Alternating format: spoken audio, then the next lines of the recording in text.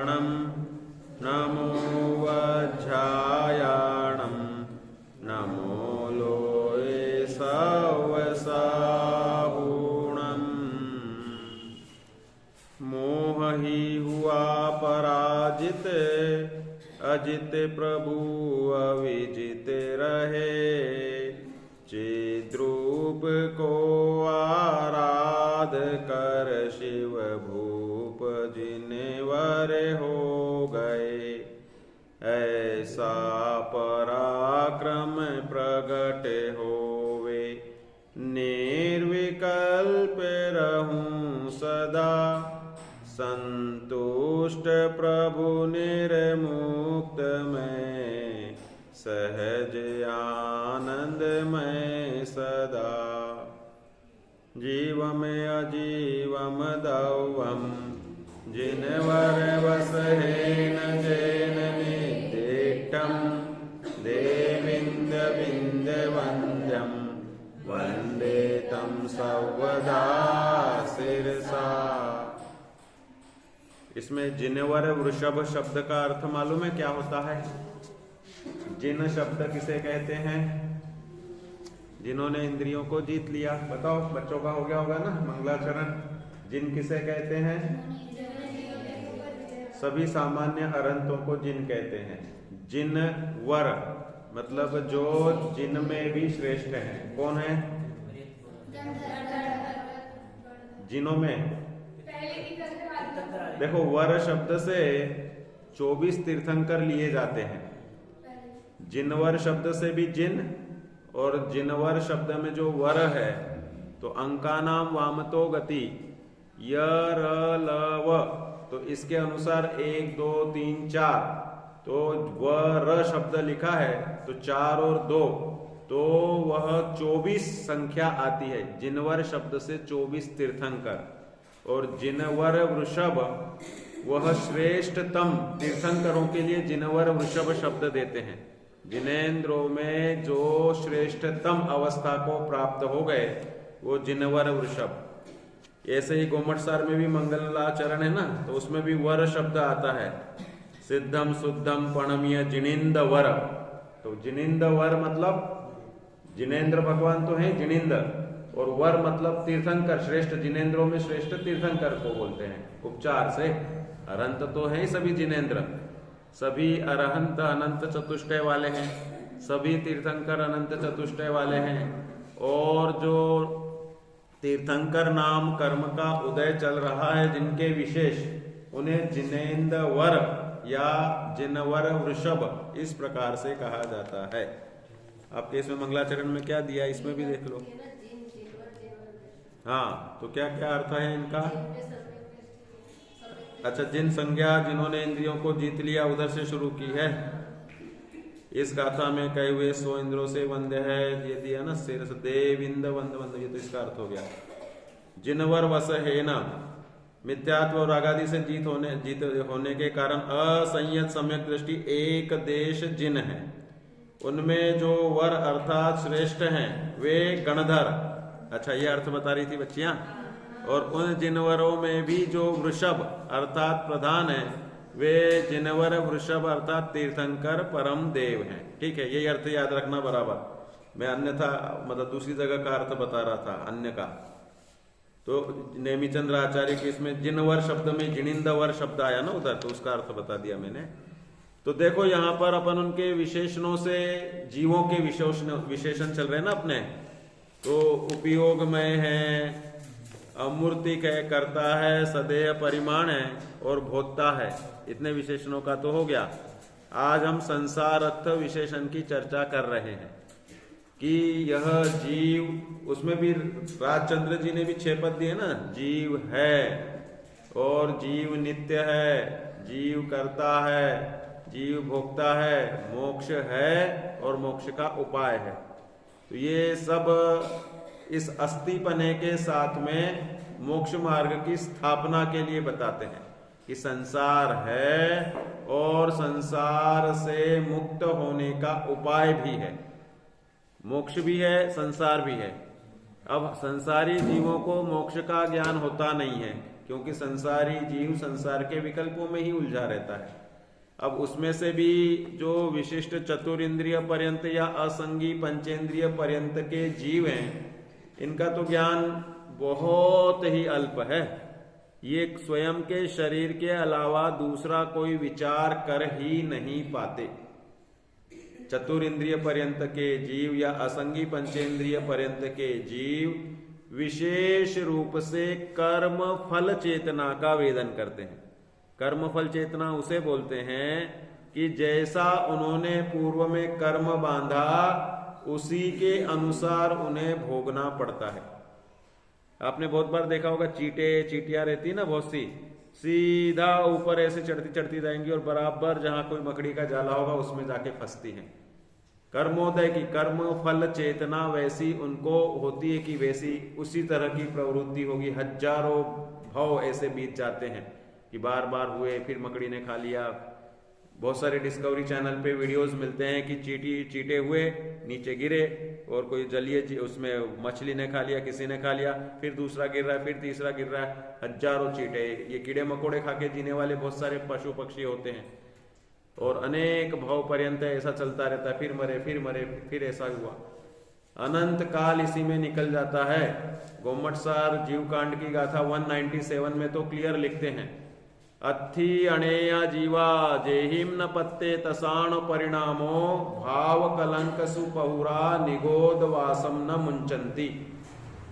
क्या लिखते हैं कि ऐसे अनेक जीव हैं कि जिन्होंने अभी तक त्रस पर्याय कोई प्राप्त नहीं किया, नित्य निगोद से निकले ही नहीं। बोलो साहब, नित्य निगोद से कितने जीव निकलते हैं? हर 6 महीने में 608 निकलते हैं और इतने ही जीव संसार राशि से निकलकर मोक्ष को प्राप्त करते हैं। लेकिन सम्यक दृष्टि जीवों के गुणस्थान, चौथे नंबर के गुणस्थान में असंख्यात जीव होते हैं। मनुष्य तो 30 अंक प्रमाण संख्याति ही है, 29 अंक प्रमाण, उसमें 700 करोड़ तो मनुष्यों में असंयत सम्यक दृष्टि पाए जाते हैं। अब तिर्यंचों में असंख्यात जीव सम्यक दृष्टि हैं, देवगति में असंख्यात जीव सम्यक दृष्टि हैं और नरक में असंख्यात जीव सम्यक दृष्टि हैं। सम्यक दर्शन का जो स्थान है वो बहुत बड़ा है। 29 अंक प्रमाण 700 करोड़, हाँ, मनुष्यों की जो हमेशा इतनी निरंतर गुणस्थान, चौथा गुणस्थान, 5वां गुणस्थान ये और 6ठा 7वां ये निरंतर गुणस्थान है। और बाकी श्रेणी के गुणस्थानों में सांतर मार्गणा में आता है, तो सांतर गुणस्थान में श्रेणी नहीं मांडे तो 6 महीने तक कोई जीव श्रेणी नहीं मांडे और बाद के 8 समय में टोटल 608 जीव मोक्ष में चले जाए। पहले समय में 108 या जैसे उसके सब गिनती भी दी है। कहने का तात्पर्य यह है, निरंतर गुणस्थान उसे कहते हैं कि जिस गुणस्थान में उतने व्यक्ति फिक्स पाए जाएंगे। 13वां गुणस्थान निरंतर गुणस्थान है। 13वें गुणस्थान में 8,98,502 इतने केवली भगवान हमेशा पाए जाएंगे। 5वें गुणस्थान की संख्या कितनी है? 13 करोड़ 5वें गुणस्थान में। और इसके बाद में 6ठे गुणस्थान में 5,93,98,206 इतने पाए जाएंगे। और 7वें गुणस्थान में इससे आधे 2,96,99,103 इतने पाए जाएंगे। लिखना है? लिख लो और फिर वेरीफाई करना इसको एक बार, क्योंकि मैं बिना कोई देख के बोल रहा हूं ना, लेकिन लगभग पक्के याद है। देखो, चौथे गुणस्थान का मनुष्य गति का लिख लो 700 करोड़, 5वें गुणस्थान का 13 करोड़ कि 14 करोड़ 13 करोड़ है ना। और 6वें गुणस्थान की लिखो 5,93,98,206 5 करोड़ 5 फिर 93 मतलब 93 98,000 हाँ और 206 ठीक है। 5,93,98,206 और 2 करोड़ 96,99,103, 2,96,99,103। मैं इंग्लिश मीडियम में नहीं पढ़ा, मैं मराठी मीडियम में पढ़ा हूँ, बॉम्बे में पढ़ा ना मैं, तो वहां पर मराठी आंकड़े की हमें प्रैक्टिस है। तो जो हम सोचते हैं तो अपनी अपनी भाषा में सोचते हैं भाई। जैसे हम बेसिकली एमपी को बिलोंग करते हैं, तो मैं बुंदेलखंडी भाषा में सोचता हूँ या हिंदी भाषा में सोचता हूँ। बहुत से लोग मराठी में सोचने वाले, जब हम पढ़ते थे तब मराठी में सोचते थे। अब ये इंग्लिश मीडियम वाले इंग्लिश में सोचते हैं क्या, कि जो घर की भाषा होती है उसी में सोचते हैं। अधिकांश हिंदी में सोचते होंगे कि कल मैं ऐसा करूंगा, परसों ऐसा करना है ना। ये तो सोचना है, ये अपनी भाषा में सोचना होता है। हाँ, फिर से कौन सा, कहां से? 7वें का 2,96,99,103। ये बराबर उससे आधा हो रहा है क्या? 6वें से आधा। 6वें गुणस्थान में जो है ना, उसको डिवाइड बाय 2 कर लो और 7वें गुणस्थान को मल्टीप्लाई बाय 2 कर लो, तो 6वें की संख्या आ जाएगी। ठीक है ना। और इसके बाद में जो बाकी के श्रेणी के गुणस्थान में रहने वाले हैं, तो 299 प्रत्येक में करेंगे तो 1192 जीव तो उपशम श्रेणी के, और शपक श्रेणी में 2392, मतलब सब में 598 करेंगे ऐसे। ये उत्कृष्टता की अपेक्षा है, ये हमेशा नहीं रहते। और 11वें गुणस्थान के हो गए ऐसी वो 299 शपक श्रेणी की अपेक्षा। फिर 13वें गुणस्थान में हमेशा बने रहते हैं 8,98,502, 13वें गुणस्थान की संख्या 8,98,000, 8,98,502, ठीक है ना, 502। तो ये 13वें गुणस्थान वाले की संख्या। तो कहने का तात्पर्य ये है कि ये जीव, इसमें निरंतर गुणस्थान ये हैं जो मैंने बता दिए, और सांतर गुणस्थान में दूसरा, तीसरा और श्रेणी के गुणस्थान, इनमें गैप हो जाए तो अनेक इसके टाइम दिए हैं। पृथकत्व पूर्व पर्यंत कोई साधन गुणस्थान में आए ही नहीं, 3 से 9 साल वगैरह से, तो उसके सबके सांतर मार्गणा में डिटेल दिए। उतना डिटेल में आपको जानने की जरूरत नहीं। हम जो 3 कम 9 करोड़ बोलते हैं ना, ये श्रेणी के गुणस्थान वालों को जोड़ के बोलते हैं जो कि श्रेणी निरंतर नहीं है। और 3 कम 9 लाख बोलेंगे तो 11वें गुणस्थान से 14वें गुणस्थान की संख्या आएगी, और 3 कम 9 करोड़ बोलेंगे तो 6वें गुणस्थान से 14वें गुणस्थान की संख्या आएगी। और पहले गुणस्थान में कितने लोग पाए जाते हैं? अनंत, अक्षय अनंत। 3 काल के सिद्ध भी जिसके अंश प्रमाण रह जाए, इतने तो निगोदिया शरीर में, निगोदिया जीव होते हैं। आलू की सुई की नोक जितने एरिया में कितने जीव पाए जाते हैं? कह रहे हैं कि एक निगोद शरीर में ऐते जीव बखान, 3 काल के सिद्ध सब एक अंश परवान। अनादिकाल से, काल की स्टार्टिंग नहीं है, अनादि से अनंत जीव सिद्ध बन गए। भविष्य में अनंत काल है, उसमें अनंत जीव सिद्ध बनेंगे। वर्तमान में 6 महीने 8 समय में 608 जीव विदेह क्षेत्र से सिद्ध बन रहे। तो इतने बनते जाएंगे, अक्षय अनंत होते जाएंगे, तो भी सुई के नोक जितने एरिया में जो आलू का एरिया आ रहा है, उसमें जो निगोद राशि वाली जीव है, उसके सामने वे 0.1 रहेंगे, एक अंश ही रहेंगे। इतने सारे जीव सुई के अग्रभाग जितने प्रदेश पर पाए जाते हैं उस आलू के एरिया में। निगोदिया है ना आलू यह सप्रतिष्ठित प्रत्येक है, अर्थात निगोद सहित है। निगोदिया किसे कहते हैं? कि जिनका जीना, मरना, खाना और श्वासोच्छ्वास एक साथ होता है। साधारण शरीर किसे कहते हैं? लिख लो ये भाई। हम सब सोचते हैं ना, हम साथ जिएंगे, साथ मरेंगे, तो बस ये भावना निगोद में ही सच्ची होती है। निगोद में देखो, आहार और जन्म मरण, आयु और श्वासोच्छ्वास भी एक साथ होगा। एक ने श्वास लिया, सबका श्वास हो गया। एक ने खाना खाया, सबका पेट भर गया। अच्छा है क्या? एक ने खाना खाया, सबका पेट भर गया। एक साथ सबका ही खाना होगा, सबका ही पेट भरेगा एक साथ।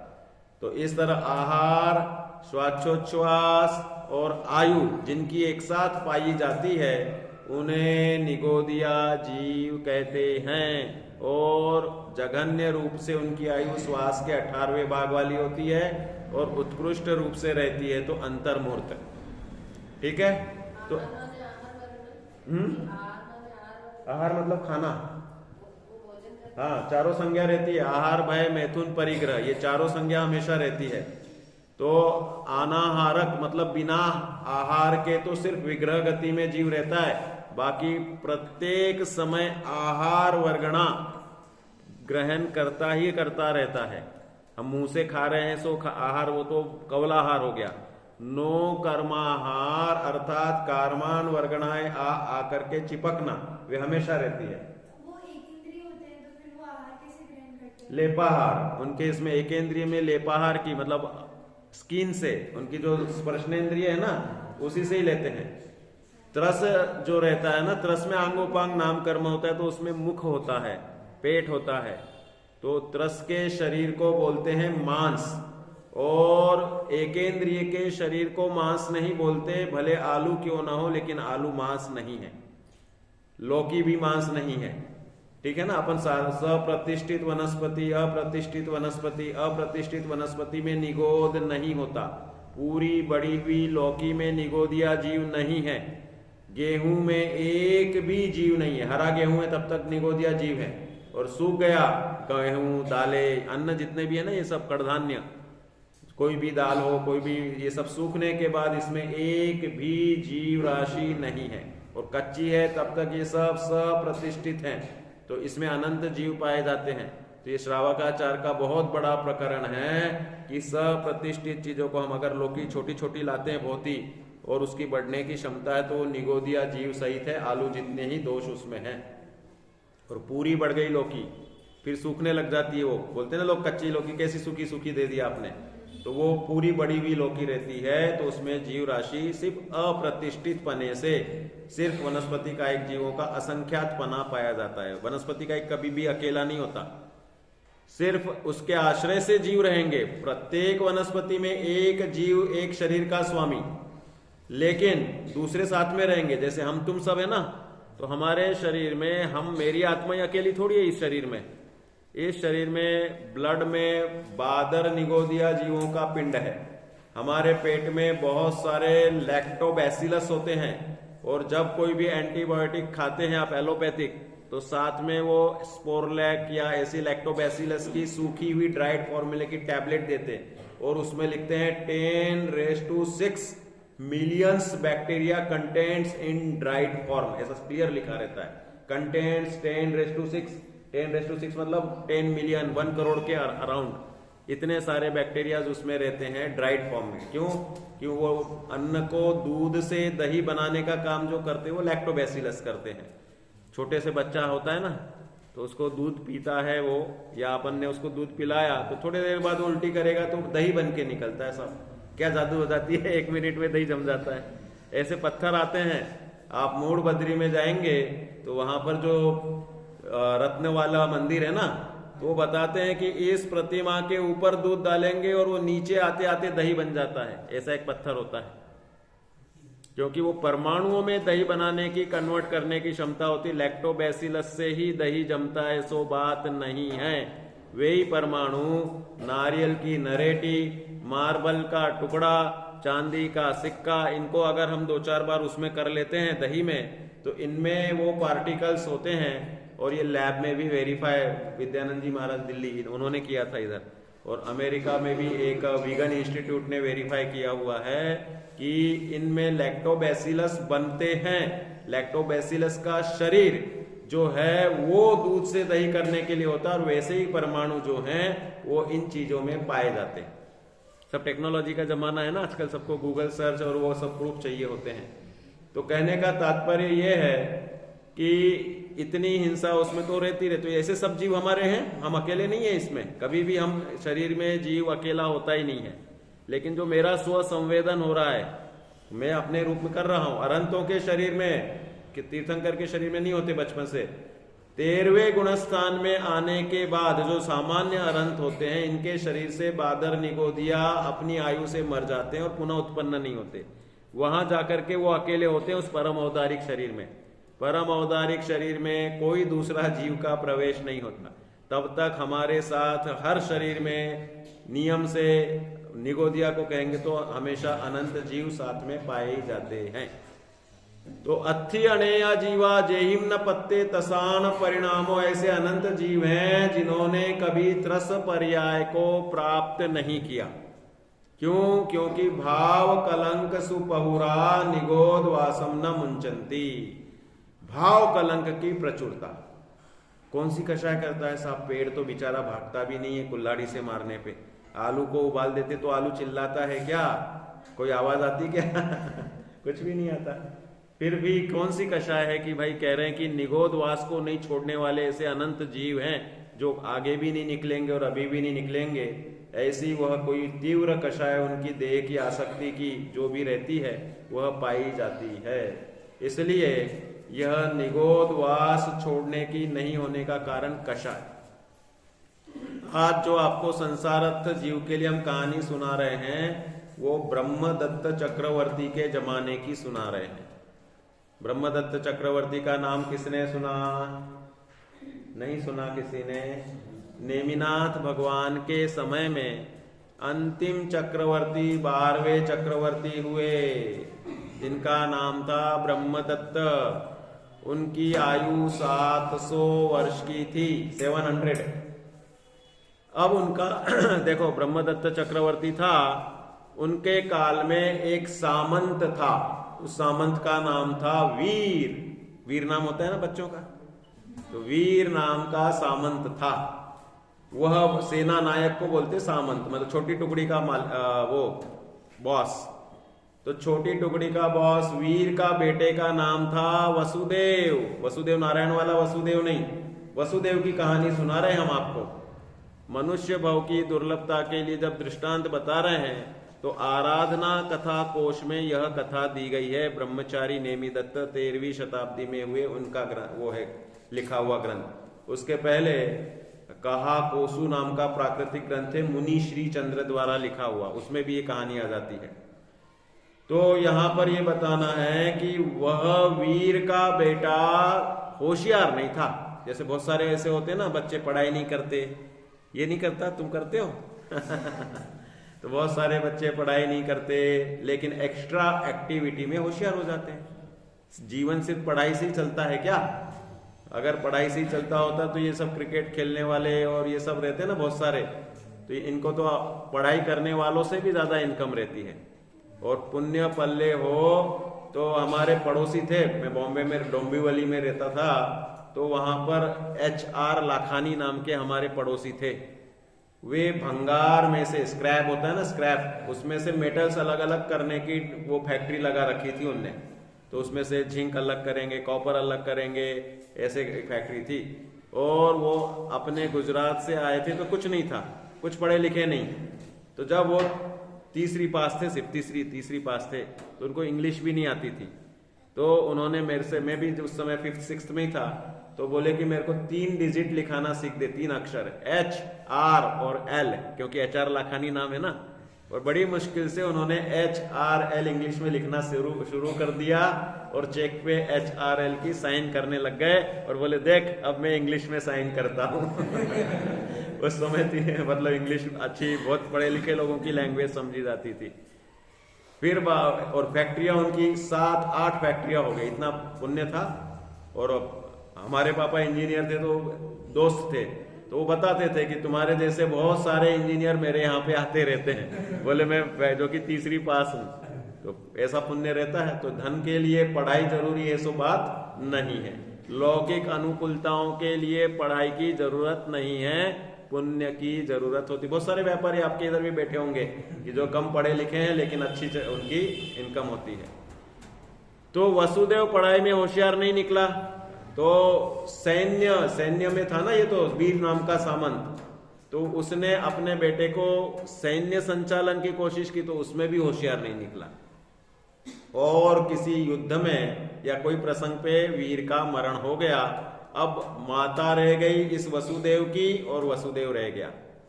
तो अब समस्या रही कि भाई इसकी आजीविका आगे कैसे चले।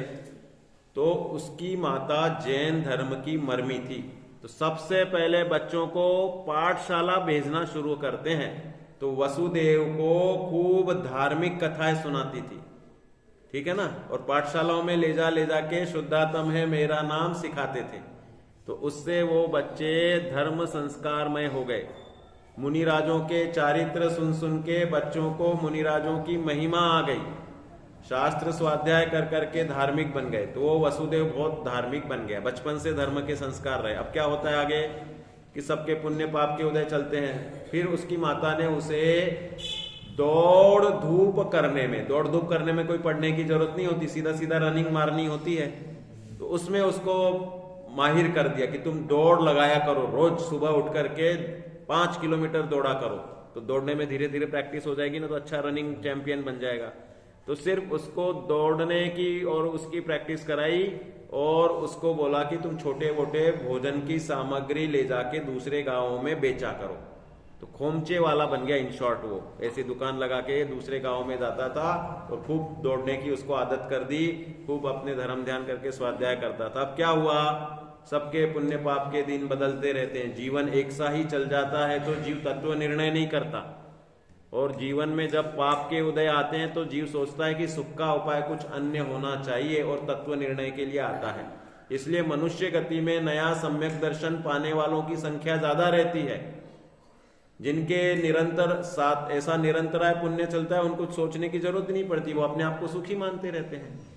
तो वह वसुदेव एक बार ऐसे ही गांव में था, तब ब्रह्मदत्त चक्रवर्ती का, देखो चक्रवर्ती का निराबाद पुण्य नहीं होता, इसका एक और उदाहरण। ब्रह्मदत्त चक्रवर्ती का घोड़ा उसको इस तरह लेकर के भागा कि सब दलबल पीछे रह गए। घोड़े की दौड़ने की स्पीड हमेशा से कंट्रोल में रहता है, लेकिन पाप का उदय हो जाए। चक्रवर्ती, एक तो ये ब्रह्मदत्त चक्रवर्ती नरक गया। क्यों गया?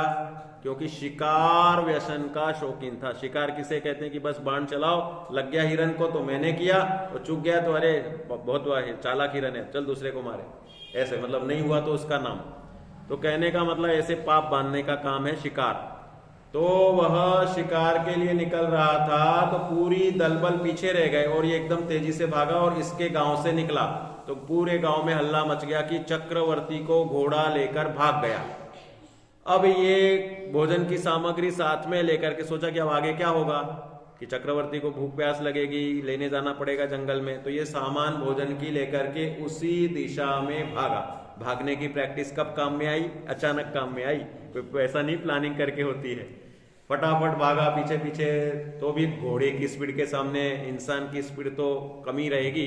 पहुंचते पहुंचते चक्रवर्ती को घोड़े ने एक गड्ढे में गिरा दिया, और गिराने के बाद में क्या किया, वो गड्ढे में चक्रवर्ती सोचने लग गया कि देखो मेरा निराबाद पुण्य नहीं है, मेरी हालत है। चक्रवर्ती, वो भी ब्रह्मदत्त चक्रवर्ती भी धार्मिक आयोजन धर्म कार्य करते ही करते हैं, कि मिच्छिक दान आदि देना उनमें चक्रवर्ती में होता ही होता है। पुण्य और पाप के ठोस पिंड बांधते पूर्व भाव में वे भी भावलिंगी संत थे, तब चक्रवर्ती का पुण्य बंधा। अब वो सोच रहा था 2 घंटे हो गए, भूख प्यास से बेहाल हो गया, खाने पीने कुछ नहीं था क्योंकि गिरा दिया। तो ये दौड़ते हुए आया और इसने ये फटाफट उनको ये दिया, क्या भोजन पानी दे दिया, सामान दे दिया। और फिर आपकी जो कहावत है ना, अ friend in need is friend in did, ये है ना कहावत। तो उसको लगा कि देखो ये है सच्चा मित्र, कि जो मुझे पूरी सेना मेरी नहीं आ पाई, कोई नहीं आ पाया, ये अनजान आदमी आ गया। तो उसने अपना रत्नमयी पूरा कड़ा उतार के उसको दिया और बोला तुम कल मेरे पास आना और तुम्हें किमिच्छिक वरदान देता हूं, जो चाहो मेरे से मांग के ले जाना, बोलो आप। तो उसने अपनी माँ से डिस्कशन किया, तो माँ ने बोला कि तू उनसे चोल्लक भोजन का वरदान मांग लेना। इस कहानी का नाम है चोल्लक भोजन। चोल्लक भोजन क्या चीज होता है? किसी ने नहीं सुनी होगी ये कहानी, तो हमें मेरी अधिकांश कहानियां आप लोगों की जानकारी में नहीं होगी। क्योंकि वो उस रूप से है, सब इसी में अपने ग्रंथों में ही मिलेगी। ये तो मैंने बता दिया ना, आधार आराधना कथा कोश, श्री ये कहा कोसु मुनि श्री चंद्र, उनमें भी है। तो चोल्लक भोजन के लिए दूसरे दिन गया चक्रवर्ती के यहाँ पर। तो चक्रवर्ती के यहाँ पर जाकर के उसने बोला, महाराज आपने मुझे बुलाया और आपने कहा जो इच्छा हो वो ले लो, मैं आपसे चोल्लक भोजन का वरदान मांगता हूं। तो चक्रवर्ती ने पूछा चोल्लक भोजन क्या होता है, उसको भी नहीं मालूम था अपने को भी नहीं मालूम। तो बताते हैं फिर। वो बोले कि देखो चोल्लक भोजन उसे कहते हैं कि आज आपकी पटरानी मुझे भोजन कराए और गिफ्ट दे। क्या चाहिए मनुष्य गति में? रोज भोजन चाहिए और गिफ्ट चाहिए, है ना, थोड़ा बहुत पहनने ओढ़ने के लिए खर्चा चाहिए ना। तो बोले रोज आज आपकी पटरानी भोजन कराए, फिर आपके जितनी रानियां हैं उनके यहाँ पर मेरा भोजन हो और गिफ्ट मिले, और फिर आपके जितने ही सेना नायक सामंत हैं उनके यहाँ पर भोजन हो और गिफ्ट मिले, और फिर से आपकी पटरानी के यहाँ, ऐसे मेरा मतलब क्रम चालू रहे। तो बोले जीवन निकल जाएगा। कितने जीवन की? 700 साल की आयु थी उस समय। 700 साल में चक्रवर्ती की पटरानी कितनी होती है? तो एक साल में कितने दिन होते हैं? तो 100 साल में कितने दिन हो गए? मैथ्स किसकी अच्छी है बताओ भाई 36,500 दिन हो गए, ठीक है।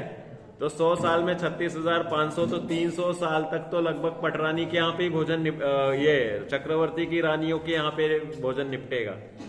अब जो उनके 96 करोड़ प्यादों के जो सेना नायक होते हैं ना, वो भी करोड़ों में होते हैं, क्योंकि छोटी छोटी टुकड़ी के सेना नायक रहेंगे ना। ऐसे थोड़ी कि 96 करोड़ का एक ही सेनापति जय कुमार जैसा, जैसे भरत चक्रवर्ती का सेनापति जय कुमार, वो भी तद्भव मोक्षगामी। तो कहने का मतलब ये कि उसने बोल तो दिया, और पहले दिन भोजन हुआ पटरानी के यहाँ पर। पटरानी के यहाँ भोजन हुआ। चक्रवर्ती की पटरानी सबसे श्रेष्ठ महिला और महान पुण्यशाली, निराबाद पुण्य उसका भी होता है, कभी भी चक्रवर्ती उससे पास से दूर नहीं जाता। वह सर्वांग सुंदर बहन जैसी चक्रवर्ती की पटरानी के यहाँ उसने भोजन खाया और अनेक व्यंजन आदि से तृप्त हुआ और बहुत बड़ी भेंट लेकर के घर आया। तो माँ ने पूछा कि हो गया? बोले हो गया। तो उसने माँ से पूछा कि आज मैंने जैसा भोजन खाया वैसा तो शायद मैंने भव में नहीं खाया होगा। आतों का आशीष नाम से कहानी आती है जगड़ू शाह की, कि जब दुष्काल पड़ा था गुजरात में, तो जगड़ू शाह नाम का एक श्वेतांबर जैनी था जिसने अपने पूरे अन्न के गोदाम खोल दिए थे मदद करने के लिए। श्वेतांबर लोग बोलते कि जगड़ू शाह श्वेतांबर था, और दिगंबर लोग बोलते कि जगड़ू शाह दिगंबर था। उसके मत का निर्धारण नहीं है। उनके गुजरात में खूब चलती कहानी है। मुझे दिलीप भाई शाह है ना, उन्होंने सुनाई थी जगड़ू शाह की कहानी। तो जब दुष्काल पड़ा गुजरात में, तो उसने अपने पूरे गोदाम खोल दिए। तो वहां का राजा जो था उसने सोचा कौन ऐसा दानवीर है जो पूरा इतना गांव वालों को, नगर वालों को पाल रहा है। तो वो सोचा कि मैं भी वेश बदल करके उसके सामने जाता हूं। तो वह राजा, वो जगड़ू शाह सबका स्वाभिमान की रक्षा के लिए पर्दा लगा के बैठता था। बोलते थे कोई भी आओ, हाथ करो, ले जाओ। तो राजा ने उसमें से हाथ फैलाया तो 10 उंगलियों में पन्ने की अंगूठियां, राजा है आखिर, तो देखा कि अरे ये तो 10 उंगलियों में पन्ने की अंगूठी वाले हाथ आए हैं। तो वो पहचान गया कि राजा है। तो जगड़ू शाह खुद अपनी उंगलियों में 10-10 अंगूठियां पहनता था रत्नों की। तो उसने फटाफट वो उतार के और राजा के हाथ में डाल दी, क्योंकि वो जानता था कि जिसको क्या जरूरत होती है देखने से। और वह राजा ने फिर उसका बहुत बड़ा सम्मान, और बोला तुमने कैसे पहचान लिया? बोले आपके हाथों की बनावट और ये अंगूठियों से मैं जान गया कि राजा आया है करके। तो इस तरह से उसका खूब यश था कि मिच्छिक दान देने वाले में। ऐसे ही जब पटरानी के, तो अंदर से आशीष निकला राजा का कि भाई तुम इतनी अच्छा काम कर रहे कि मैं खुद तुम्हारे पास भिखारी बन के भी तुम्हारी मैं इसकी परीक्षा लेने आया। तो ऐसे ही जब भोजन मनसोक्त मिल गया ना, तो वह व्यक्ति को अंदर से महिमा आई कि पटरानी के जैसा भोजन खाया वैसा तो अब मिलना नहीं है, क्योंकि नंबर कितने दिनों में आएगा। चर्चा होने लग गई दोनों की। तो बोले कि भाई इनकी पटरानी 96,000, फिर उसके बाद में सामंतों के यहाँ पर करोड़ों सामंत। तो मेरा पुनः इस भाव में पटरानी के यहाँ नंबर नहीं आएगा। संसार कितना है हमारा, बहुत थोड़ा है। उसकी तो 700 वर्ष की आयु थी, ब्रह्मदत्त चक्रवर्ती के जमाने का रहा होगा, तो उसी आयु के आसपास रहेगा ना। हम जैसे अभी हैं महावीर स्वामी के आसपास के हैं, तो 72, 75, 80, 100 के हमें लोग दिख जाते हैं। तो कहने का मतलब ये कि हमारी तो उससे भी कम आयु है। तो वह सोचने लग गया कि मेरा पटरानी के पास पुनः नंबर नहीं आएगा। जीव संसारस्थ है, तब तक इसे कोई चांस नहीं है कि इंद्रिय सुख भी हमेशा मिलते रहे। हम सोचें कि चलो हम इस मलमूत्र के शरीर में ठीक है, सुखी है, लेकिन कह रहे नहीं, ये अनुकूलता हमेशा बन के रहने वाली नहीं है। तो उसने सोचा कि पटरानी के यहाँ मेरा नंबर नहीं आएगा। माता ने पहले से पाठशाला सिखा रखी थी। चला गया वो बच्चा तो पाठशाला वाला तो पाठशाला सिखा रखी थी, तो वह वैराग्य के चिंतन में उतर गया कि देखो संसार में सुख नहीं है, और सुख है आत्मा में। शुद्धात्म का सुख शुद्धात्म में ही पाया जाता है। इंद्रिय सुख सुख नहीं, क्योंकि इंद्रिया कुछ जाने नहीं, बस इसलिए इंद्रिय अन्य रुज्ञान अन्य श्रमण कहें। खूब गाथा है ना सर्व विशुद्ध ज्ञान अधिकार में कि भाई देह आदि मेरे कुछ नहीं, ऐसी सब इंद्रिया आदि स्पर्श कुछ जाने नहीं, शास्त्र कुछ जाने नहीं, खूब गाथाएं दी है। तो ज्ञान स्वभावी आत्मा में ही सुख है, और सुख स्वभावी आत्मा में सुख है। चक्रवर्ती का भोग भी क्षणभंगुर है। तो ऐसा चिंतन करते हुए उसने सोचा कि पटरानी के यहाँ मेरा इस भाव में नंबर नहीं आएगा। वैराग्य के रथ पे आरूढ़ होकर के उसने मुनि दीक्षा अंगीकार कर ली। चर्चा सुनी, सब जगह हुई, नगर नगर में की। वो दूसरे दिन नहीं पहुंचा, तो चक्रवर्ती ने पता लगवाया कि भाई क्या हो गया। बोले साहब उनने तो दीक्षा ले ली। दीक्षा ले ली तो उस दिन उपवास होता है दीक्षा के दिन आहार नहीं लेते कहीं भी। तो दूसरे दिन वो चक्रवर्ती पहुंचा और उसने देखा कि मुनिराज को नमस्कार किया। बोले कि अरे महान है आपका वैराग्य कि आपने मुनि दीक्षा ले ली। और फिर बाद में पटरानी ने ही चौका लगाया, और मुनिराज की विधि मिलने के कारण पुनः दूसरे ही दिन पुनः पटरानी के आहार हुआ। इस बार मुनि बन के हुआ। कोई हर्ष नहीं, कोई खेद नहीं, समता से उन्होंने ग्रहण किया था। कहने का तात्पर्य ये कि वास्तव में मनुष्य गति में संसारस्थ जीवों की आयु सबसे बड़ा शत्रु है। जैसे मोह शत्रु है, वैसे ही सबसे बड़ा शत्रु कौन है? आयु। जो संसार विषय सुख हो तो तीर्थंकर क्यों त्यागे, काहे को शिव साधन करते संयम सो अनुरागे। क्योंकि वास्तव में क्षणभंगुरता सबसे बड़ा दुर्गुण है। देवों की आयु अरबों अरबों खरबों वर्ष की, पाल्यों की, सागरों की, लेकिन उधर से भी उनको मरना पड़ता है। कोई जीव इस संसार में शाश्वत नहीं है। केवल मुक्त दशा में ही सिद्ध भगवान शाश्वत हैं, जो कभी दुखी नहीं होंगे। तो पुरुषार्थ कौन सा करना चाहिए कि सदा शाश्वत सुख की प्राप्ति हो। इसलिए उस अल्प बुद्धि, होशियार नहीं मान रहे थे अपन उसको कि पढ़ाई में होशियार नहीं, शस्त्र संचालन में होशियार नहीं, सिर्फ दौड़ने वाला, और उसने वैराग्य रूपी शिखर के शिखामणि को प्राप्त कर लिया। तो इसलिए संसार में किसी प्रकार से सुख नहीं है। जो वैराग्य का चिंतन करते हैं वे सुख प्रकट करने के लिए निमित्त बना, और वैराग्य होकर मुनि दीक्षा लेकर अपने ज्ञायक स्वभाव का आश्रय कर लेते हैं। तो मनुष्य भाव की दुर्लभता के लिए दृष्टांतों में ये कथा कोट की है। किसने? ब्रह्मचारी नेमी दत्त, बाद में मुनि बन गए ये आराधना कथा कोश में। तो ये संसारस्थ जीव की अवस्था है, लेकिन जीव सोचता नहीं है। उसमें है ना, परिवर्तन पंच करे हैं, सब विधि संसार असारा, या में सुख नाही लगारा। क्या होता है लगारा? लगार होती ना, लगार। जैसे आपने कोई लपटा बनाया, कोई जो चाटने वाली चीजें होती ना, तो भगोनी में रह जाती तो उसको बोलते लगार रह गई। जैसे अपन दूध पीने के बाद या दूध की खीर खाने के बाद उसकी लगार नहीं रहे मुंह में, तो क्या करते हैं? पानी से कुल्ला करते हैं, फिर दाल या कोई दो फाड़ वाली चीजें खाते। सभी ऐसी खाते क्या? चलो अच्छी बात है। तो लगार भी रहेगी तो द्विदल का दोष हो जाएगा, बीच में पानी नहीं पिएंगे तो। कह रहे पेट में तो हो जाएगा, कह रहे पेट में नहीं है, पेट में तो अपने ऐसे एसिड भरे हैं, पेप्सिन है, डाइल्यूटेड एसिल HCl है।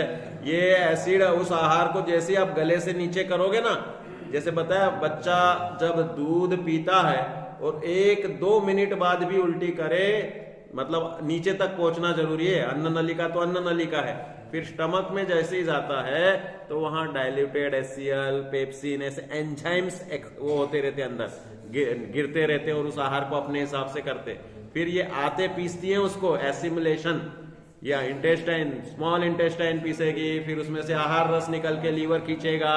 ये सब डाइजेस्टिव सिस्टम देखा है आपने, बायोलॉजी वाले क्या? हाँ, तो इस तरह से सब होता है।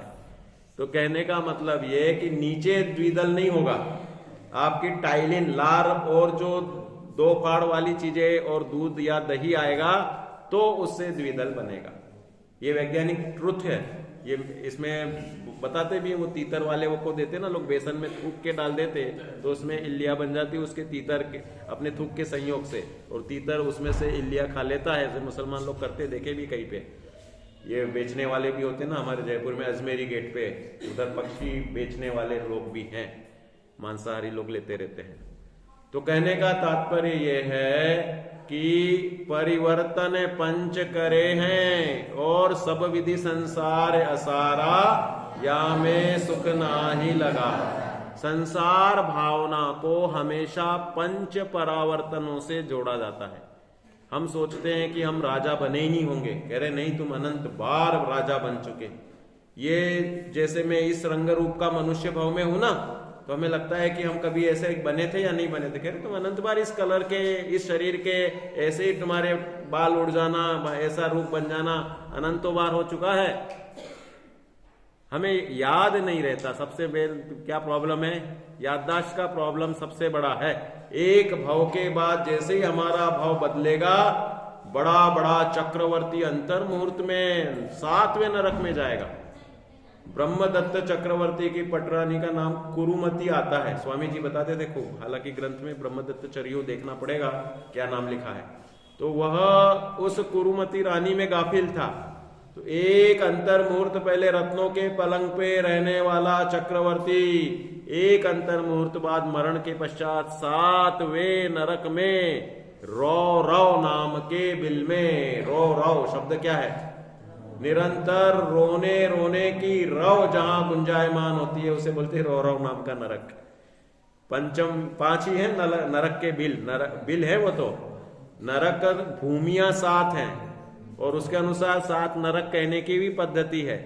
लेकिन बिल नरक 84 लाख बिल वाले हैं, तो 84 लाख ही नरक कहलाते हैं। तो उसमें वह पहुंचा। जैसे अपने मंदिरों में कौन सी रव चलती है? अपन भी बोलते हैं ना, धवल मंगल गाने रवाकुले। रव मतलब शब्द, शब्दों को बोलते रव।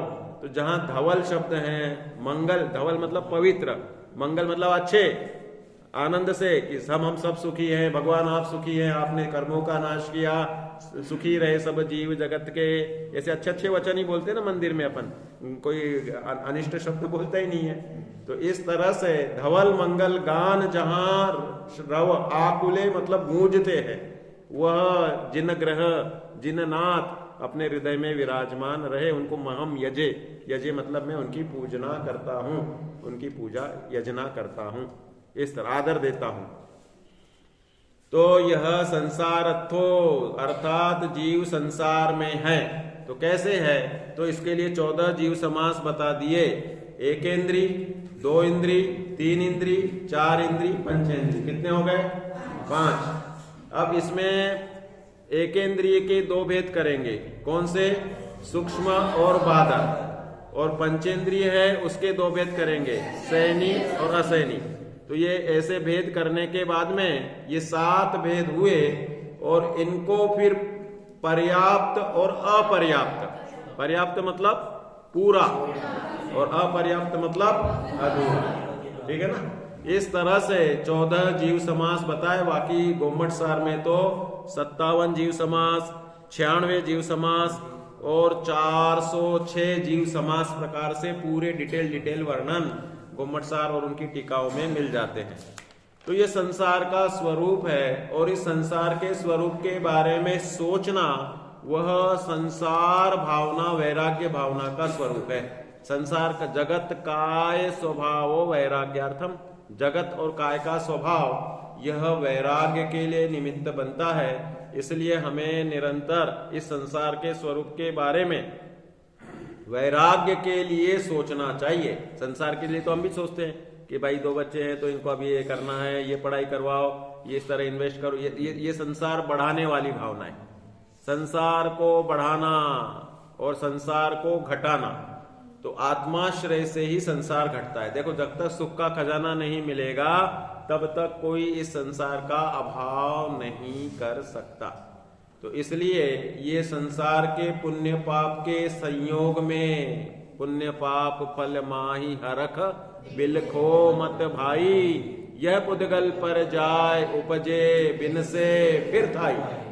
उत्पन्न होगी, नष्ट होगी और फिर कर होती रहेगी। यही मिलता रहेगा। अनादि से जीव ने दाल रोटी चावल सब्जी, इसके अलावा कुछ नहीं खाया। मनुष्य गति में यही व्यंजन बनते रहे। इसके रोटी जब भी बनी है तो इसी से बनी। स्वामी जी तो खूब शक्कर पारे और उनका उदाहरण देते थे कि उसमें यही घी से ही बनेगा, इस तरह डालेंगे तो ही बनेगा, अन्यथा नहीं बनेगा। तो अनादि से इसी में अपना समय गया है। ज्ञान वैराग्य अपने चैतन्य स्वभाव का है स्वभाव, उसे हमने पहचाना नहीं। इसलिए संसार में जीव संसारस्थ रहा है और संसारस्थ से भिन्न असंसारी होने के लिए सिद्धों के सदृश अपने स्वभाव को भाना चाहिए। फिर इसमें देखो, एक और 13वीं गाथा में दे दिया कि अशुद्ध नय से मार्गणास्थान और गुणस्थान की अपेक्षा 14 प्रकार के जीव हैं। मार्गणा 14 है और गुणस्थान भी 14 है। सबके आपको छंद याद हो गए? मार्गणा के गई हिंदू सुकाय जोए वे कषाय नाणे संजम दंशन लेशिया भव्या सम्मत सन्निहार, इसमें दिया ना, दिए है ना, इसमें भी नहीं दिए क्या? और बाद में ये मिस्सो शासन मिस्सो अविरत सम्मो या देश विरदो, या ये देखो इसमें कोट किया है मार्गणाओं का कथन गई इंदिये सुकाय, पेज नंबर 44 पे दिए ना। ऐसे गुणस्थानों के नाम ये याद कर लेना, हमेशा जिंदगी भर काम में आएंगे। और जिंदगी भर हमें 14 मार्गणाओं में भाई गोमटसार जीव कांड में क्या वर्णन है? 20 प्ररूपणाओं का वर्णन है। 20 प्ररूपणाओं को आचार्य परमेष्ठी 2 में करते हैं, तो बोलते गुणस्थान और मार्गणास्थान 2 ही प्ररूपणा है। तो गुणस्थान के भी नाम आपको पूरे चाहिए, मार्गणास्थान के भी चाहिए। और फिर बाद में विस्तार करते गुण जीवा पज्जति पाणा सन्नाय मगणाओ या उवयोगो वियतु कमसो जीवस परुवणा भणिदा, 20 प्ररूपणाओं के नाम दे दिए। तो उसमें 14 मार्गणाएं लेते हैं, गुणस्थान को 1 लेते हैं। इस तरह से, और बाकी उपयोग हो गया, प्राण हो गया, ये हो गया पर्याप्त गुण पर जीवा, जीव समास हो गया, गुण जीवा पज्जति पर्याप्तियां हो गई। इस तरह से 20 प्ररूपणाओं का वर्णन गोमटसार जीव कांड में दिया। शॉर्ट में करना तो 2 ही प्ररूपणा, गुणस्थान और मार्गणास्थान। तो इसलिए इनकी पूरी अपने को जानकारी हमेशा रहनी चाहिए। और पूरी टीका ब्रह्मदेव सूरी की विशेषता है कि नयों की शैली में कभी व्यवहार लिखते हैं, कभी निश्चय लिखते हैं। फिर बताया संसार से भिन्न कौन है? तुरंत प्रश्न आया कि भाई संसार है, ठीक है, संसार में दुख है और संसार में सब क्षणभंगुर है। संसार इज इक्वल टू असमान जाति पर्याय। अपने देह के साथ में चारों गति में सदा असमान जाति पर्याय चलती है। असमान जाति पर्याय मतलब पुद्गल और जीव की मिश्रित अवस्था। सजीव शरीर, जीव के साथ में जो पाया जाए उसे सजीव कहते हैं, शरीर को कहते हैं। हम तुम सब कौन है? सजीव शरीर है या सजीव है? जीववान है, सशरीरी जीव है हम। और सिद्ध भगवान कैसे हैं? ज्ञान शरीरी त्रिविध कर्म मल वर्जित सिद्ध महंता, है ना। देह निकल परमात्म भोगे शर्मानंता। क्या मतलब वो शर्मा जी है क्या सिद्ध भगवान? भाई स्वरूप गुप्ता निवसंति नित्यम। आचार्य अमृतचंद्र देव लिखते हैं कि यह मुक्त्वा नय पक्षपातम स्वरूप गुप्ता निवसंति नित्यम। नयों का पक्षपात छोड़ने पर वे स्वरूप गुप्ता बन जाते हैं। स्वरूप गुप्ता नाम का कोई व्यक्ति है क्या? और इधर शर्मा जी नाम के कोई है क्या? भोगे शर्म अनंता। शर्म मतलब सुख, तो शर्मा नाम है तो वह सुख के लिए है। शर्मा शब्द का अर्थ भी वही हुआ ना, शर्म मतलब सुख, शर्मा मतलब शर्मा, शर्म वाला, शर्म वाला मतलब सुखी। सभी शब्दों के ऐसे अर्थ निकलते हैं। एक तीर्थंकर की उत्पत्ति से 2400 तीर्थंकर के नाम निकलते हैं।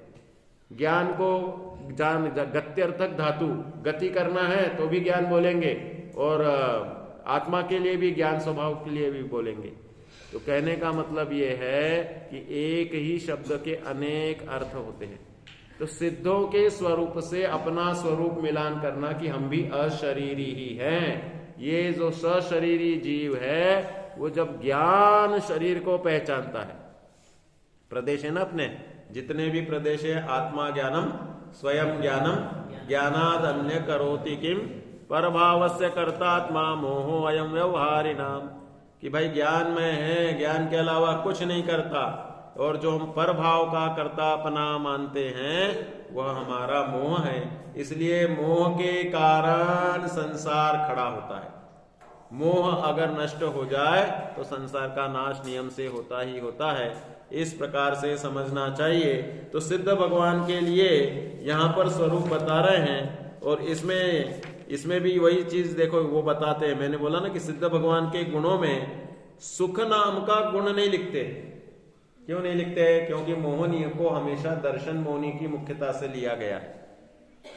मोहनीय कर्म जो है ना, तो समकित शब्द लिखेंगे पहला गुण, लेकिन सुख गुण नहीं लिखते। समकित दर्शन ज्ञान अगुरु लघु अवगाहना निराबाध गुण सिद्ध। देखे चलो ये तो अच्छा है, फटाफट श्लोक बोल रहे हैं। ये सिद्धों के गुण हैं। तो इसमें निराबाध शब्द से लोग कंफ्यूजन हो जाते, बोले कि निराबाध शब्द के साथ सुख लगा दो।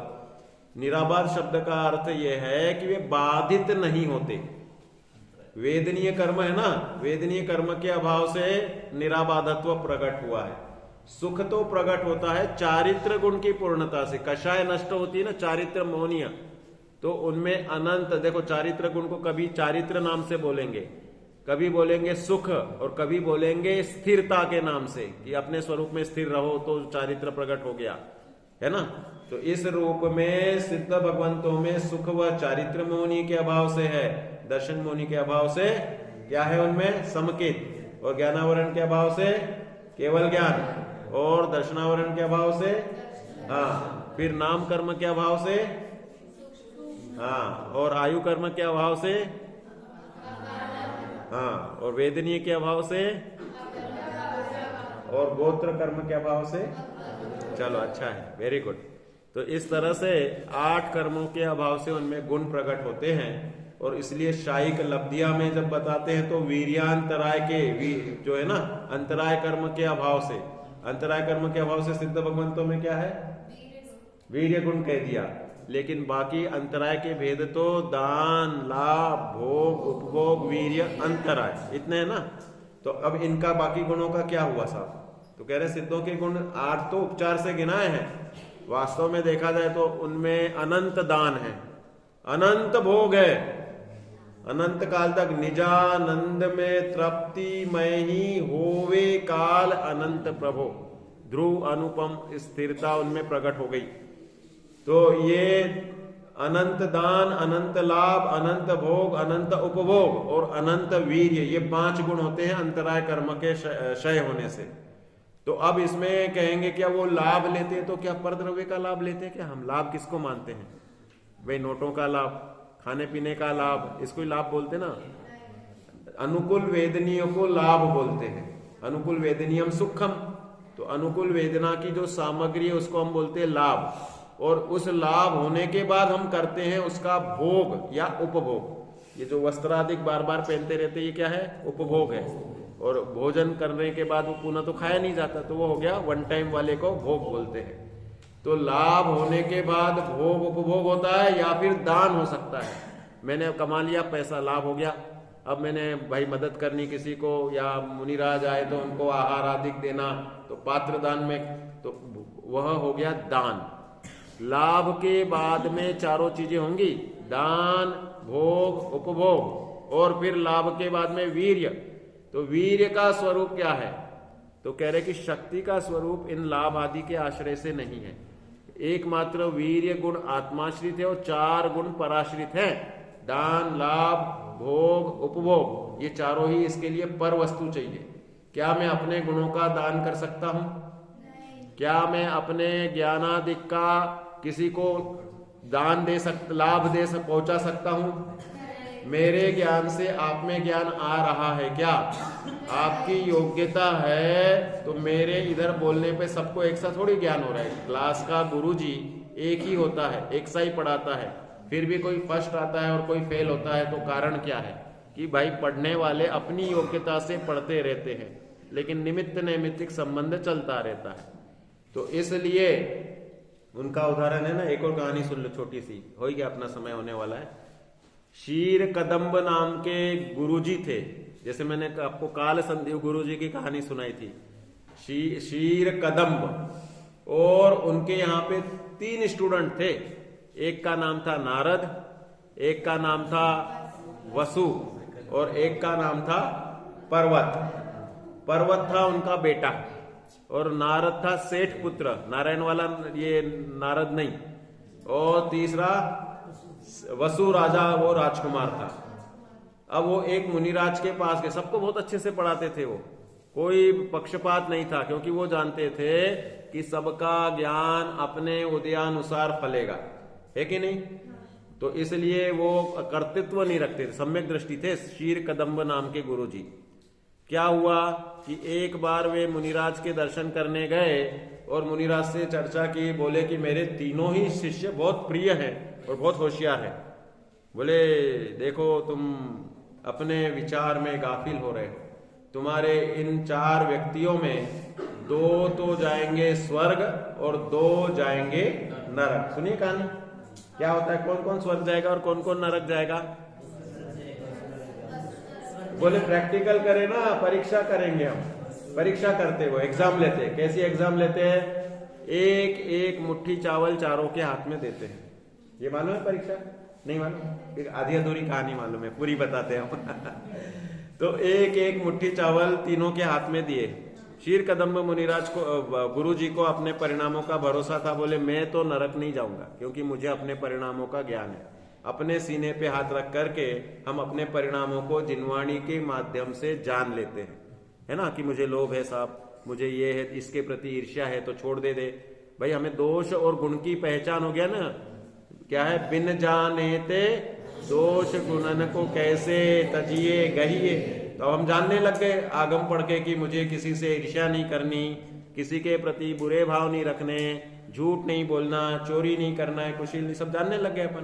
तो अपन उस रूप अपने आप को बना लेते हैं, है ना। जब होनहार अच्छी रहती है तो जान करके मानते हैं, और नहीं तो बच्चों को हम बोलते हैं कि बेटा मान मान मान, लेकिन मानते ही नहीं बच्चे। ऐसा हो जाता है ना, जानते तो है, बोल तो देंगे हम करेंगे करेंगे, लेकिन मानते नहीं बहुत से बच्चे, है कि नहीं। तो मानते हो? नहीं मानते, देखो बोल रहे नहीं मानते।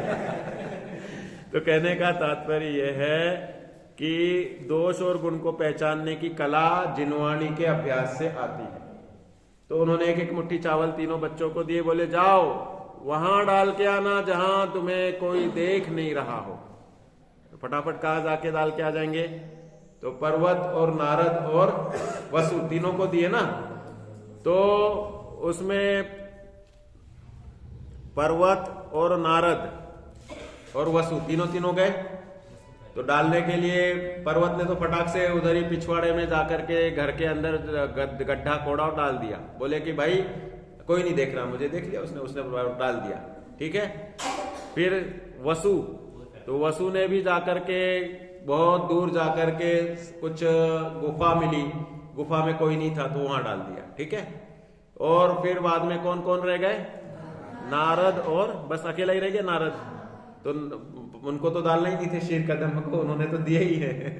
उन्होंने तो पहले सर्टिफिकेट खुद के परिणामों से ले लिया कि मैं तो स्वर्ग जाने वाला हूं। तो नारद को दिया, तो नारद घूम फिर करके 2 घंटे बाद वापिस आया। बोले क्या बात है, देखो सबके सब डाल के आ गए, तुम अभी तक इतने देर से आ रहे। बोले महाराज मैं डाल के ही नहीं आया।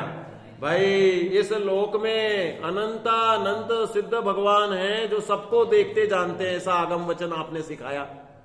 तो वो सबको जानते देखते हैं। सकल द्रव्य के गुणे अनंत पर जाय अनंता, जाने एक ही काल केवली भगवंता।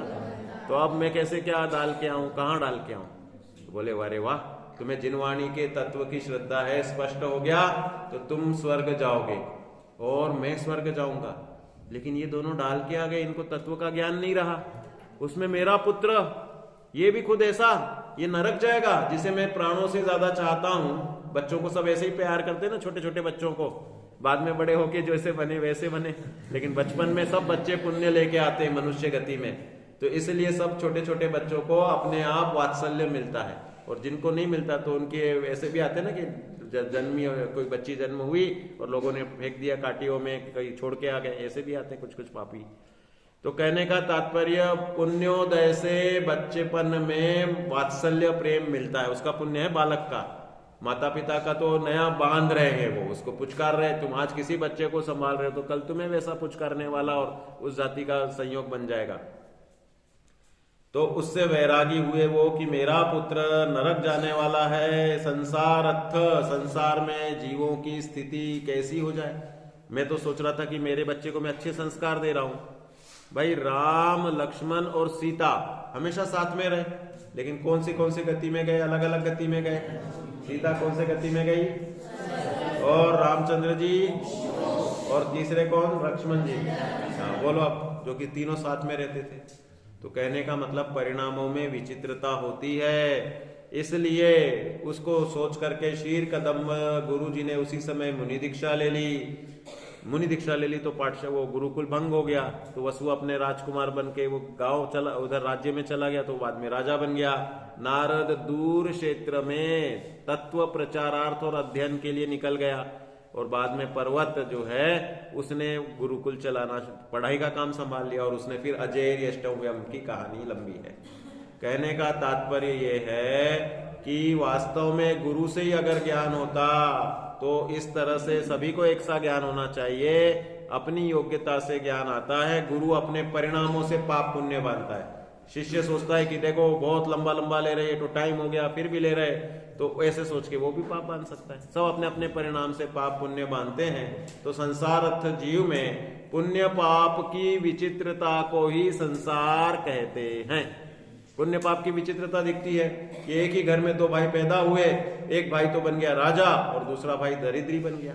तो ये क्या कारण है, पुण्य पाप। एक भाई तो जी रहा है 100-200 मतलब अच्छी लंबी आयु, और कोई दूसरा भाई जल्दी मर गया। क्या कारण है, सब पूर्व पाप पुण्य, आयु कम होना ज्यादा होना, विचित्रताओं का नाम ही संसार है। इसलिए संसारस्थ रहने में कोई सार नहीं है। जिस प्रकार उस ब्रह्मदत्त चक्रवर्ती की कहानी में वसुदेव ने अपनी मुनि दीक्षा लेकर धर्म साध लिया, ऐसे ही हमें भी तत्व ज्ञान के सहारे मुनि दीक्षा की भावना भाते हुए धर्म साधना चाहिए। बताओ क्या सीखे बताओ पहले। हाँ, क्या क्या सीख मिली, कौन सी कहानी से, बोलो बेटा। संसार में सुख नहीं होता, जो वैराग्य प्रकट करते हैं वही मोक्ष सुख को प्राप्त करते हैं। ठीक है, और एक एक लाइन से। हाँ बोलो बोलो, विशुद्धि बोल रही, फिर आगे। हाँ,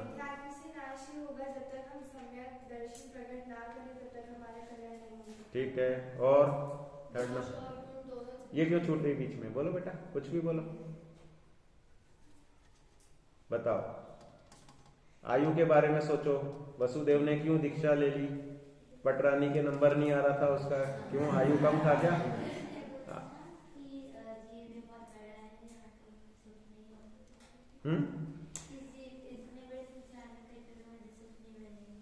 ठीक है, और कुछ तो बोलो, मतलब बनाते जाओ, ऐसे सोचोगे ना तो शिक्षाएं निकलेंगी। दोष और गुण दोनों सुनाने के माध्यम से जाने जा सकते हैं, और सच्चे दिल में वितरागी देखकर श्रद्धान होना चाहिए।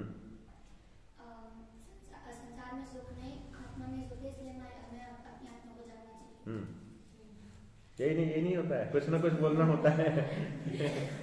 शिक्षा बताओ खुद ही। शीर कदम मुनिराज की कहानी से क्या शिक्षा मिली?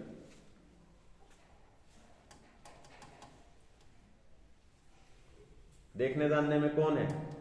संसार में देखने जानने वाले कौन होते हैं? सबको देखने जानने वाले कौन होते हैं? सिद्ध भगवान। इसलिए हम कोई भी कार्य करते हैं तो कौन जानने देखने वाले हैं? सिद्ध भगवान देखते हैं सदा। कुछ तो बना सकते हैं ना ऐसे। हाँ बोलो, क्या सीख मिली कोई भी कहानी से? कुछ भी बोलो, बोलना सीखो। सब बच्चियां बोलना सीखेगी तो धीरे धीरे कॉन्फिडेंस आएगा, कमांड आएगी। जीव के परिणाम शिथिल नहीं रहते, बदलते रहते हैं। स्थिर नहीं रहते, शिथिल। हाँ शिथिल तो वो हो गया कि भाई बहुत ढीले हो जाना। हाँ पीछे। हाँ ठीक है ना ऐसे। हाँ और तुम बोलो। जीव का पुण्य अलग अलग होता है और जब पाप कर्म का उदय आता है तो उसका पुण्य कोई काम नहीं आता। बिल्कुल सही, ये भी अच्छी सीख है। और परी प्रज्ञप्ति, प्रज्ञप्ति। हाँ बोलो बोलो, किसी की जो इतनी सारी बात सुनी उसमें से कोई भी रिपीट कर दो, कोई दिक्कत नहीं। बोलो बोलो बोलो। कोई भी कार्य छुपकर नहीं करना चाहिए। हाँ ठीक है। इस तरह से कुछ ना कुछ सीख हमें सदा सोचनी चाहिए और उस सीख के माध्यम से हमें चिंतन करना चाहिए कि देखो संसार की विचित्रता, कितना क्षणभंगुर है। कहाँ हम इस अनुकूल संयोग के पीछे अपना जीवन बर्बाद करते रहते हैं। वे कर्मोदय से मिलने होते। उसने सोचा था क्या कभी वसुदेव ने कि मुझे चक्रवर्ती की पटरानी भोजन कराएगी?